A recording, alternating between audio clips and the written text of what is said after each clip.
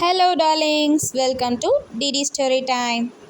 ஒரு நாட்டில் வயசான ராஜா ஒருத்தர் இருந்தாராம். அவருக்கு 3 பசங்களாம்.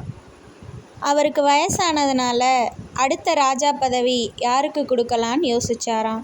அப்போ ஒரு சின்ன டாஸ்க் வைக்கலான்னு தோணுச்சான். 3 பசங்களையும் வர வச்சு ஒரு ரூமில் 3 சாக்கு மூட்டைகளை காட்டினாராம். ஒரு சாக்கில் தங்கம், ஒரு சாக்கில் வைரம், ஒரு சாக்கில் மணலுமா இருந்துதான். உங்களுடைய 1 வருஷ பொறுமைக்கு அப்புறம் இந்த சாக்குகள் உங்களுக்கு பரிசாக கொடுக்கப்படும் அப்படின்னு சொன்னாராம். முதல் பையனால் ரொம்ப நாள் தாக்கு பிடிக்க முடியல. அவங்க அப்பா கிட்ட வந்து, இதுக்கு மேலே என்னால் முடியாதுப்பா, அந்த சாக்கு எனக்கு கொடுத்துருங்க அப்படின்ட்டானாம். அதனால் அவனுக்கு தங்கம் நிறைஞ்ச சாக்கை பரிசாக கொடுத்தாராம். 2வது பையனும் 1 மாதம் கழித்து வந்து அவங்க அப்பா கிட்ட, என்னாலே முடியலப்பா அப்படின்னு சொல்ல, வைரம் நிறைஞ்ச சாக்கை அவருக்கு பரிசாக கொடுத்தாங்களாம். 1 வருஷமும் கழிஞ்சிச்சான்.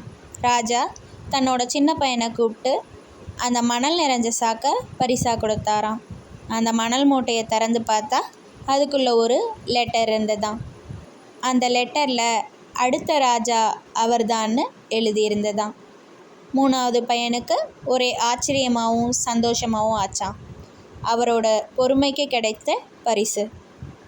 ஆமாம், பொறுமையாக இருந்தால் நிச்சயம் எல்லாம் ஒரு நாள் நம் கைவசப்படும். கதை பிடிச்சிருக்குன்னு நம்புகிறேன். தேங்க்யூ.